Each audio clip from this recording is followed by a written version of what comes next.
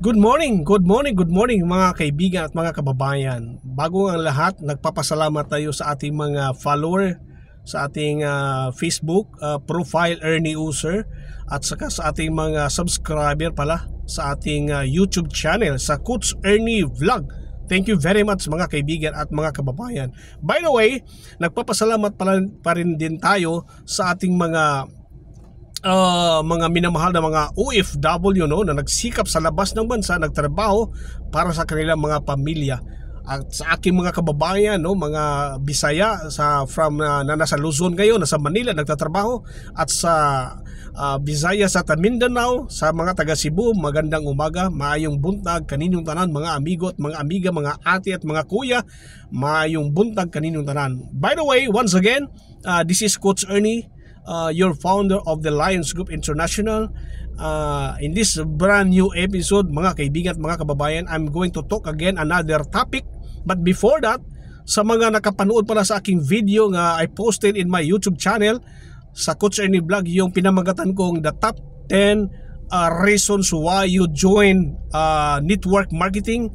Mga kaibigan at mga kababayan, thank you very much for subscribing in my YouTube channel. At para sa hindi pa nakasubscribe, kindly do subscribe if you find value in that topic, in that episode mga kaibigan at mga kababayan. By the way, in this brand new episode, I'm going to share again the topic of about the top 10 factors of to consider before joining a network marketing company.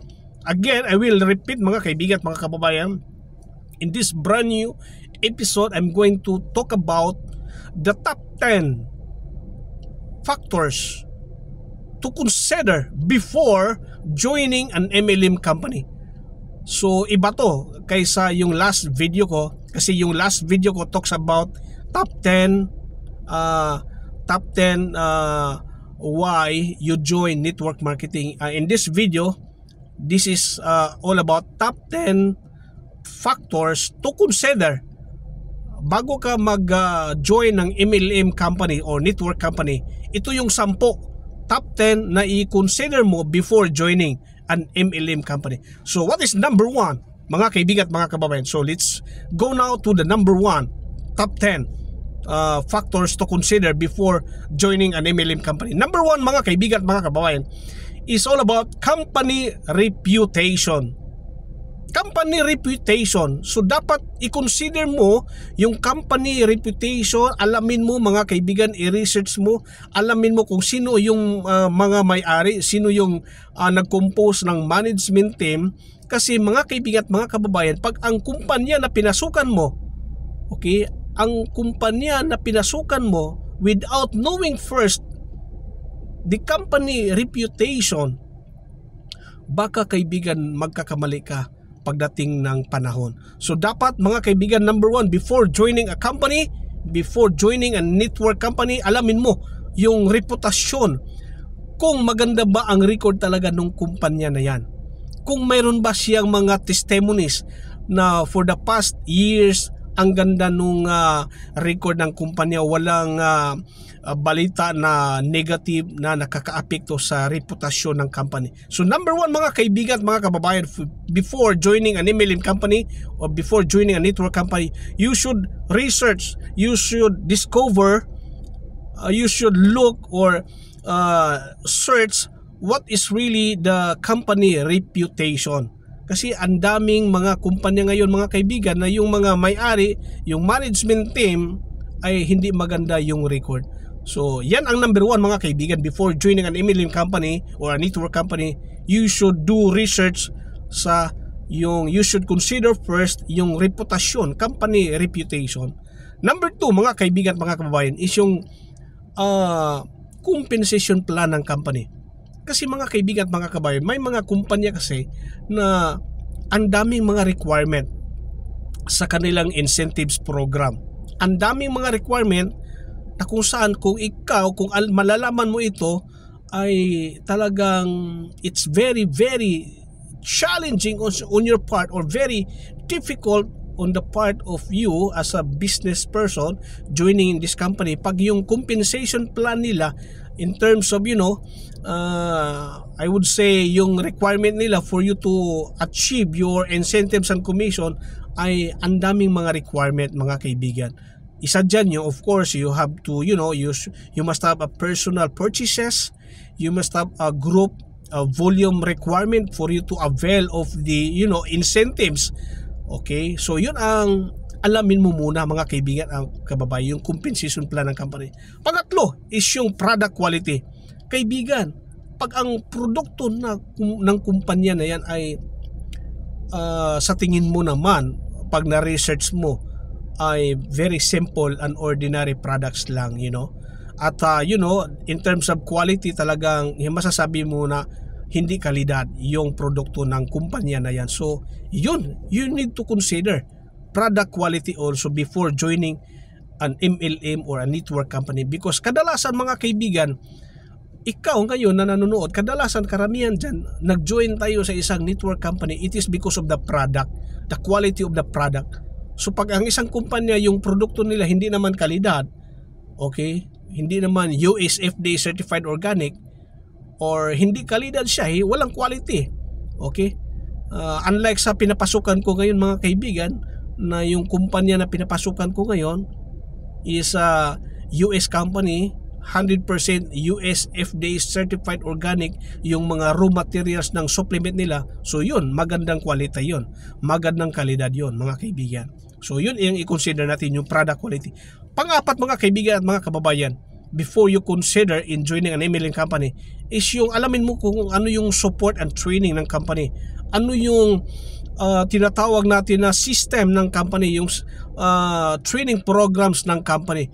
Kung mayroon ba silang regular training sa kanilang mga members and affiliates, kung mayroon ba silang programa para sa mga leadership program sa mga leaders, mga kaibigan, mga kababayan, kung mayroon bang na in place. So pag mayroon, maganda yon na i-consider mo bago mo pagdesisyonan, ang isang kumpanya na yan na na-research mo, pag maganda yung support and training nila.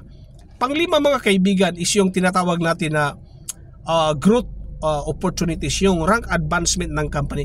May mga company kasi, mga kaibigan at mga kababayan, na ang dami ng mga rank nila, ang rank advancement nila ang dami. So dapat alamin mo ito at masiguro mo kung ano ba yung growth opportunities ng isang kumpanya, yung rank advancement, kung paano ito ma-achieve, ano yung mga requirement, ano yung mga position na dapat mong gawin para ikaw ay mag-advance sa isang kumpanya. Kasi ang daming mga kumpanya ngayon na yung rank advancement nila ay talagang ang daming mga requirements. So dapat ito alamin mo rin bago ka mag-decide. Kasi hindi lang basta-basta mag-join sa isang MLM company or network company at doon after joining it, ma-achieve mo na kaagad yung kung ano yung gusto mo. Ang daming mga requirement niyan, mga kaibigan at mga kababayan. Especially sa mga, there are companies talaga na complicated yung mga rank advancement nila, promotions. So unlike sa company ko ngayon, napaka-simple lang. You start as bronze, next is silver, gold, platinum, then diamond, then crown diamond. Yun lang ang mga posisyon na pinapasakon ko ngayon na company, mga kaibigan. Okay? So yun, alamin mo rin yan, yung growth opportunities ng isang kumpanya. Na pang-pito, mga kaibigan at mga kababayan, na dapat alamin natin before tayo mag-join sa isang kumpanya is that kung ano yung tinatawag na geographic restriction or reach ng isang company na yan. Kasi unfortunately, maraming apektuhan dito yung mga tinatawag na mga traditional na mga network companies. Kasi yung reach nila, mga kaibigan, is limited lang, lalong-lalo na traditional na mga network companies. They cannot do business sa Middle East, they cannot do business sa Africa, they cannot do business sa North America, they cannot do business in South America, they cannot do business in Russia. So limited lang na mga markets ang ma-reach nila, especially sa mga traditional na mga network companies. So if you are thinking big of your if you are thinking big of your network business, so doon ka na papasok. Doon ka na papasok sa isang kumpanya na kung saan global ang reach, global ang market mo. Unfortunately, mga kaibigan at mga kababayan, yung kumpanya na pinasukan ko ngayon is 100% online. So when you say 100% online, your market is the world. Global. Napaka-seamless mga kaibigan. In fact, right now, yung Live Good Company mga kaibigan has presence in more than 200 countries.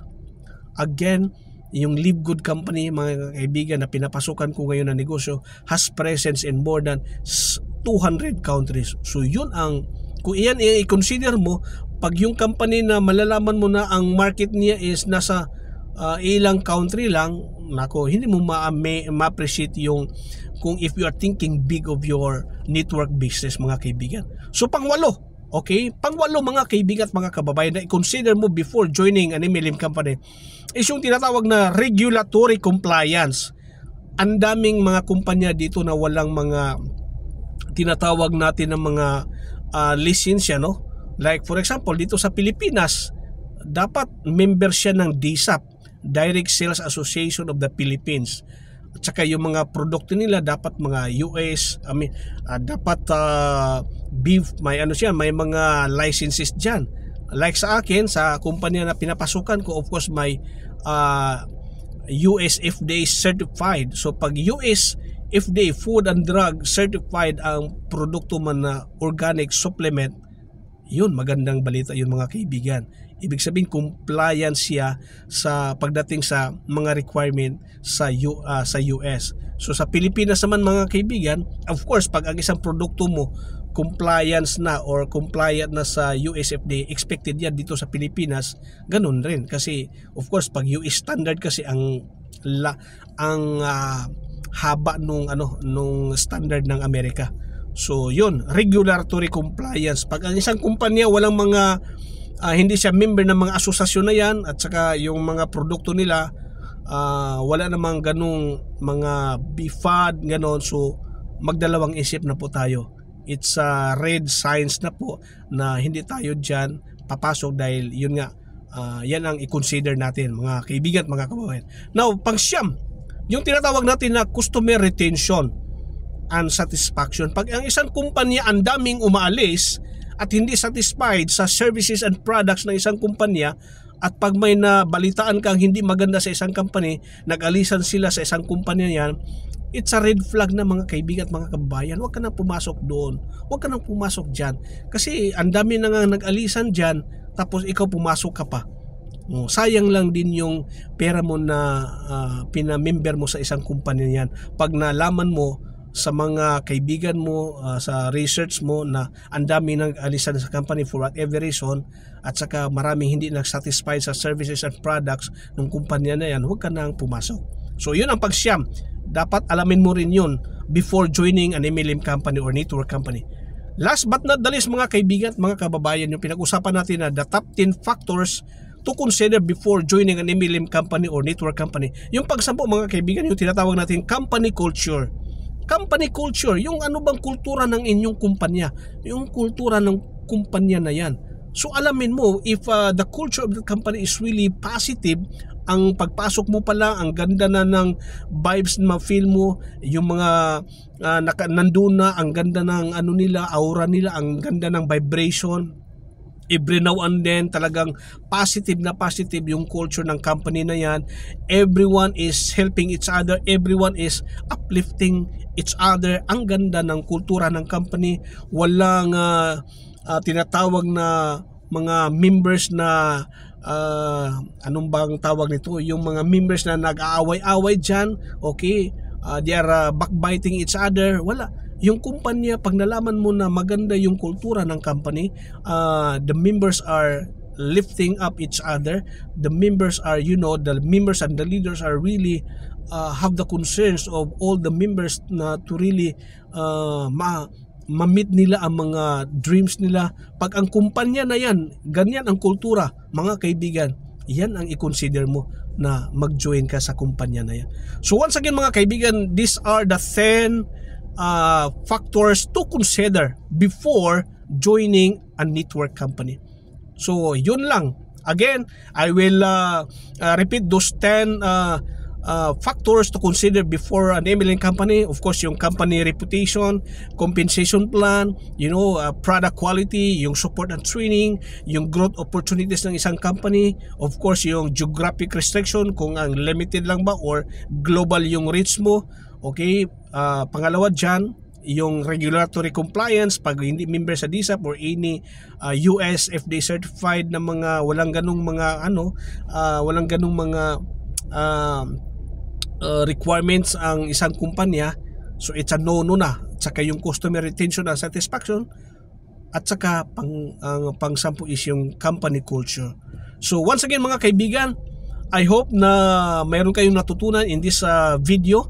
Pag may nakuha kayong value or you learn something na makakatulong sa iyo before joining an MLM company, please do like and share, and please do subscribe in my YouTube channel, Coach Ernie Vlog. And also for those who are looking for an online 100% online home business, I would like to invite you to be part of Live Good company. It's a US company. It just turned 2 years this month of December. So 2 years pa lang siya. Napaka nasa pioneering stage pa lang siya, at saka napakamura lang mga kaibigan at mga kababayan, sa halaga ng 2,900 mamember ka na dito, at saka napakamura lang din i-maintain ang business na to, dahil sa halaga na 590 pesos as your maintenance of your online home business, yun, may negosyo ka na kaibigan. So again, 2,900 lifetime membership at 590 pesos maintenance mo as your subscription for you to become active in the company online. Your business is, your market is the world, because it has a presence. You can reach to more than 200 countries mga kaibigan, mga kababayan. So wala kayong talo dito sa Live Good Company USA mga kaibigan. So if you find value in this video, in this topic mga kaibigan, please do like and share. Do subscribe in my YouTube channel, and also you can join me in this company. I would be very much willing to be of help, okay, in building your business, online business, pinag-usapan natin. So you can join me. You can click my link. It's www.livegoodtour.com/audax. You can put your name and email, then click join. Then you can use any card, Visa, MasterCard, or GCash card, GoTime card. You can you can join by just clicking join, and you can use these cards in your payments for your membership. Once again, God bless. Bye for now mga kaibigan at mga kababayan. Sana nasa mabuting kalagayan kayo. God bless, and see you at the top mga kaibigan. Bye bye.